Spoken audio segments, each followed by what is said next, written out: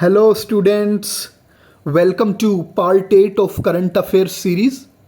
And in this video, we will cover current affairs from August 6 to August 10. And the main sources of current affairs are Indian Express newspaper, The Hindu newspaper, and Down to Earth magazine.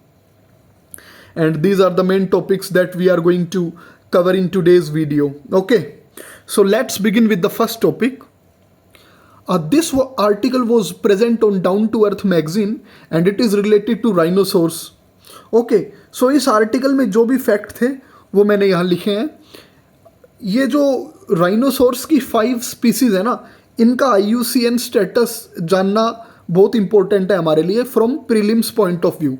सो जो greater one horn rhino है ना, it is found in India as well as Nepal and Bhutan also, and its IUCN status is vulnerable.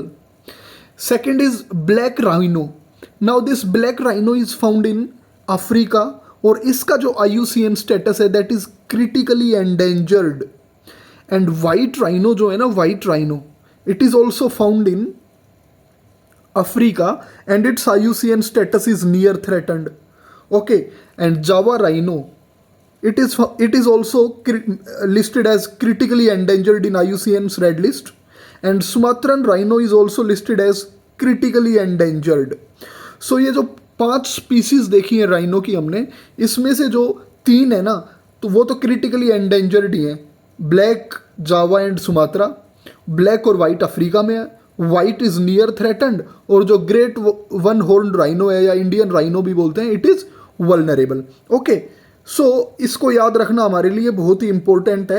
UPSC already question पूछ चुका है rhinoceros के ऊपर, but इनका IUCN status ध्यान कर लें, क्या पता क्वेश्चन दोबारा रिपीट हो जाए कुछ डिफरेंट तरीके से. See, there was this question which was asked a couple of years अगो.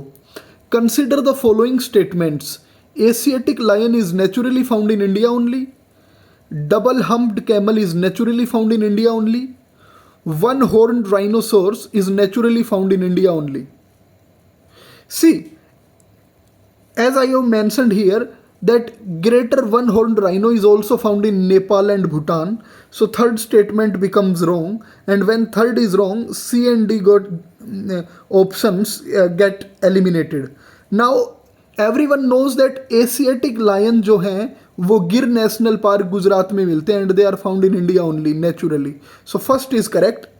जो ए है ना वो इसका करेक्ट आंसर होगा. डबल हम्प्ड कैमल है ना, ये नेचुरली केवल इंडिया में ही नहीं मिलता, it is also found in other countries like Mongolia, China. Okay, so it is wrong. ठीक है ना. तो ये MCQ सॉल्व करवाने का जो पर्पज़ था वो यही था कि किस तरीके से जो वाइल्ड लाइफ स्पीसीज हैं वो फेवरेट हैं यूपीएससी का, इन पे क्वेश्चन पूछता है, तो आप ये IUCN स्टेटस याद रखेंगे. सी, नेक्स्ट क्वेश्चन और next important news is landlocked nations launch climate bloc to influence global policy. जो लैंडलॉक्ड नेशंस है ना डेवलपिंग कंट्रीज के, उन्होंने एक क्लाइमेट ब्लॉक लॉन्च किया है ताकि वो इन्फ्लुएंस कर सकें ग्लोबल पॉलिसी को, एज वेल एज एक फ्रेमवर्क बना सकें सो दैट उन चैलेंजेस से डील किया जा सके जो क्लाइमेट चेंज के कारण आ रहे हैं. एक्चुअली जो लैंडलॉक्ड कंट्रीज है ना, डेवलपिंग कंट्रीज, उन्होंने एक क्या है, एक डिक्लेरेशन साइन किया है दैट इज नोन एज आवाजा डिक्लेरेशन. अब इस आवाजा डिक्लेरेशन का क्या ऑब्जेक्टिव है? It is a formal commitment by the landlocked developing countries to align national level actions, regional integration efforts, and global policy frameworks to place LLDCs on a more dynamic and inclusive path to sustainable development while safeguarding them against future shocks and disasters. ये जो आवाज़ा declaration है, इसे land locked developing countries लेके आए हैं. ये एक formal commitment है लैंड लॉक्ड कंट्रीज़ का कि वो अपने नेशनल लेवल के एक्शंस को ना, और रीजनल इंटीग्रेशन एफर्ट्स को और ग्लोबल पॉलिसी को, इन सब को कंबाइन करें और बिल्कुल जो चैलेंजेस आ रही हैं क्लाइमेट चेंज की वजह से उनसे डील करें एक सस्टेनेबल मैनर में, ताकि सस्टेनेबल डेवलपमेंट हो और जो डिज़ास्टर्स हैं, फ्यूचर शॉक्स जो हैं, है ना, नेचुरल कैलेमिटीज़ हैं, उनको रिड्यूस किया जा सके. Okay, so match the following में यह एक MCQ आ सकता है. आवाजा declaration often heard in news is related to vote. तो आप इसको याद रखिएगा। Okay friends, now moving on to the next news. Hasdeo under siege forest tribes and fight against corporate coal. अब ना जो गवर्नमेंट है ना उसने ना कोल माइनिंग परमिट कर दी है हसदेव फॉरेस्ट बेल्ट में। अब it is important to know where are these forests. ये जो हसदेव फॉरेस्ट्स है ना, these are in Chhattisgarh and these are also called as lungs of central India. Okay, and this is the map of Chhattisgarh and here are these Hasdeo forests. You can see this is the region of Hasdeo forests. तो यहाँ पे coal mining अब से government ने permit कर दी है, तो इससे ना वहाँ की जो वाइल्ड लाइफ है एज वेल एज जो बायोडाइवर्सिटी है उसके लिए काफ़ी मतलब ख़तरा होगा। बट अब कुछ लीगल फ्रेमवर्क्स भी देखते हैं कि गवर्नमेंट ने अगर ऐसा किया है तो does it violate some laws. Yes, see अब जब गवर्नमेंट ने या फॉरेस्ट डिपार्टमेंट ने परमिट कर दिया है कोल माइनिंग के लिए, तो does it violate any legal framework. तो आपको याद रखना है यस इट डज। जो panchayat extension to schedule areas act 1996 है ना, जो ये पीसा एक्ट भी बोला जाता है इसको, ये ना जो ट्राइबल कम्युनिटीज है ना इंडिया के 5th शेड्यूल के अंडर, उनको एम्पावर करता है ये पीसा एक्ट। एज वेल एज ये जो पीसा एक्ट है ना, जो ग्राम सभाज होती है ना, gram sabhas village councils comprising all adult members, उनको भी पावर देता है कि कोई भी एक जो डेवलपमेंट प्रोजेक्ट आ रहा है ना उसको या तो वो रिजेक्ट कर सकते हैं या अप्रूव कर सकते हैं। उसका जो सेक्शन 4E है पीसा एक्ट का, तो आपको याद रखना है, ये न्यूज़ में है दैट पीसा एक्ट अगर स्टेटमेंट आ जाए दैट पीसा एक्ट एम्पावर्स ग्राम सभाज और ट्राइबल कम्युनिटीज टू अप्रूव और रिजेक्ट डेवलपमेंट प्रोजेक्ट, तो ऐसा स्टेटमेंट बिल्कुल करेक्ट होगा।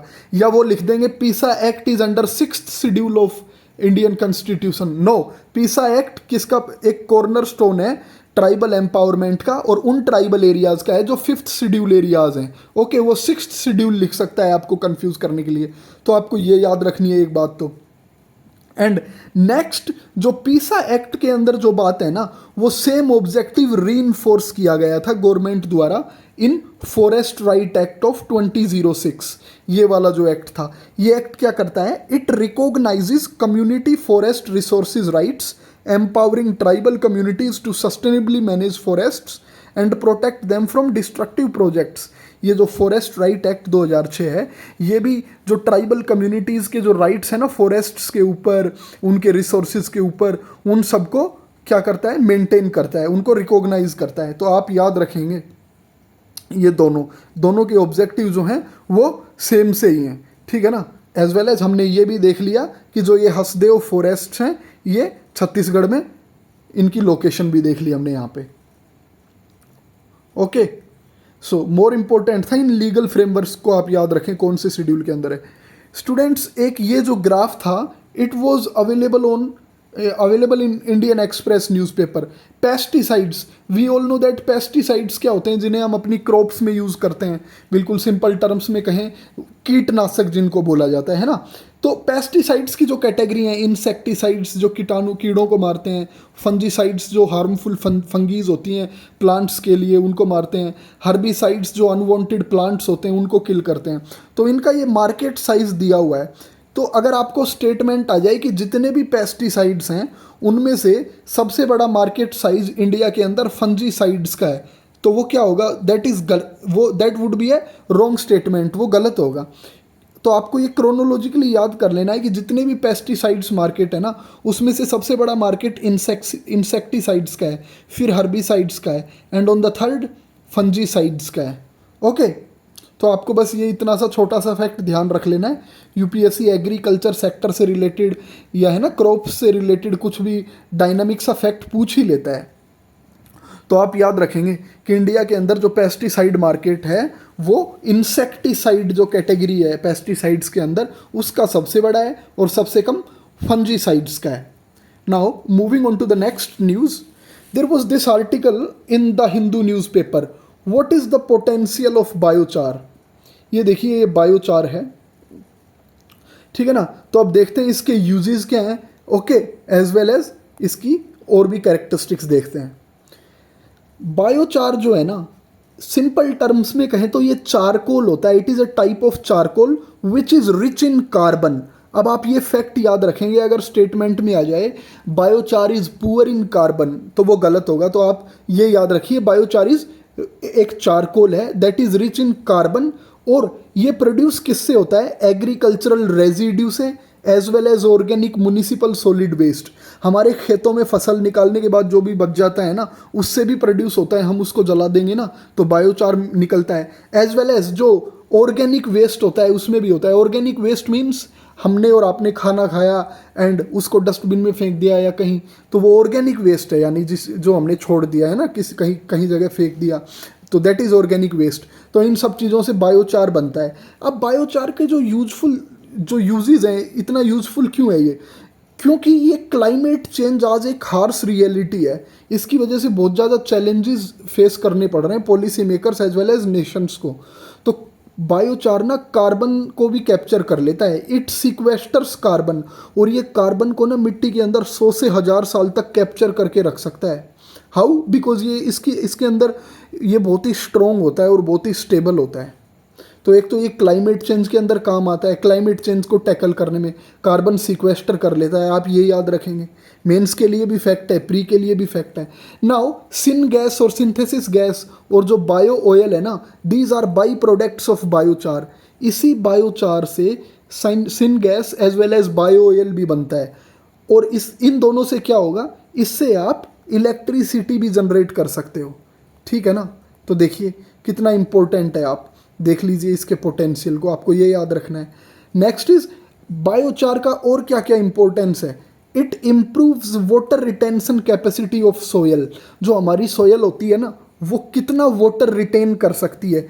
कई बार नहीं होती जो पुअर सोयल्स होती हैं, डेजर्ट टाइप ऑफ सोयल, उनके अंदर पानी रुकता ही नहीं है, आप उसके अंदर पानी डालोगे बिल्कुल नीचे चला जाता है, वो उनकी वाटर होल्डिंग कैपेसिटी लो होती है।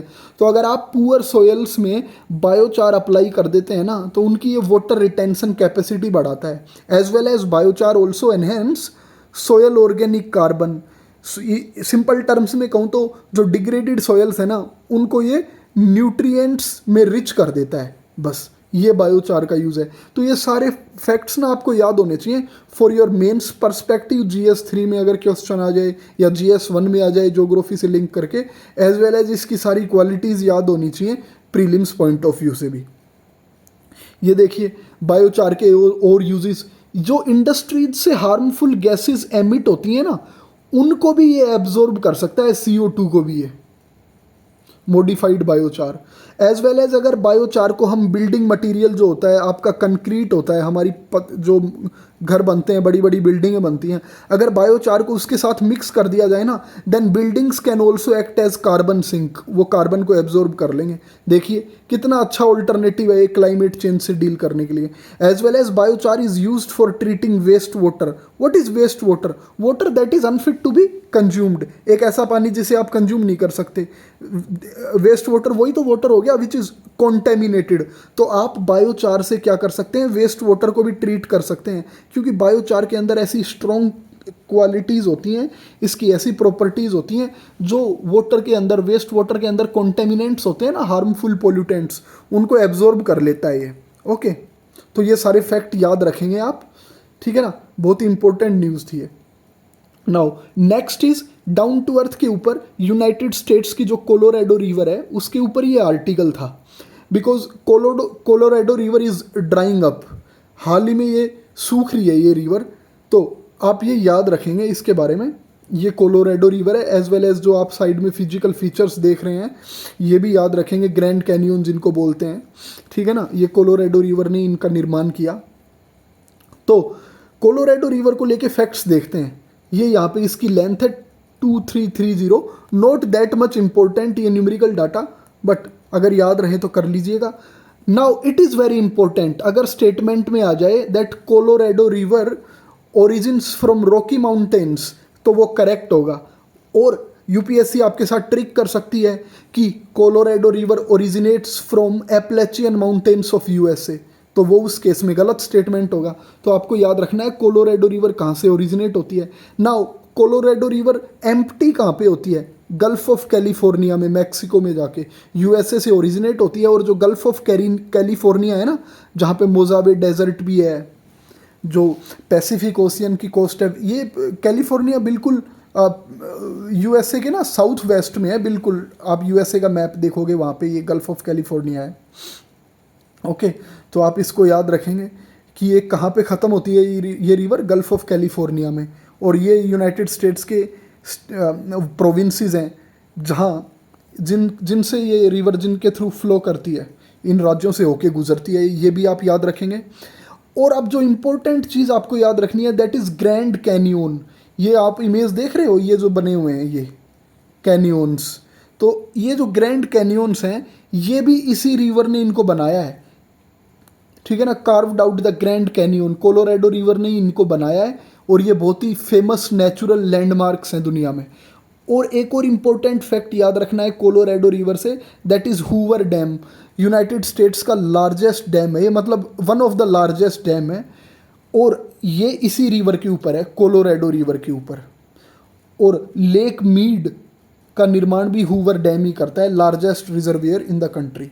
तो जितने भी इंपॉर्टेंट फैक्ट्स थे इस आर्टिकल में हमने देख लिए। बट इस न्यूज़ में जो आपको मेन पॉइंट याद रखनी थी पूरी में, ओरिजिन कहाँ से होती है कोलोराडो, रॉकी माउंटेन से। गल्फ ऑफ कैलिफोर्निया में ये जाके एम्प्टी हो जाती है, as well as Grand Canyon का निर्माण करती है। और हूवर डैम इसी के ऊपर है, ठीक है ना स्टूडेंट्स। तो ये जो आज का लेक्चर था, it comes to an end here. आप इसको रिवाइज करिएगा। एनवायरनमेंट और क्लाइमेट चेंज से रिलेटेड सारी इंपॉर्टेंट फैक्ट्स हमने कवर किए हैं पिछले 3 से 4 दिन में, जो डाउन टू अर्थ वेबसाइट पे थे। सो फ्रेंड्स, वीडियो को लाइक करिए, चैनल को सब्सक्राइब करिए। Okay, thank you and have a good day.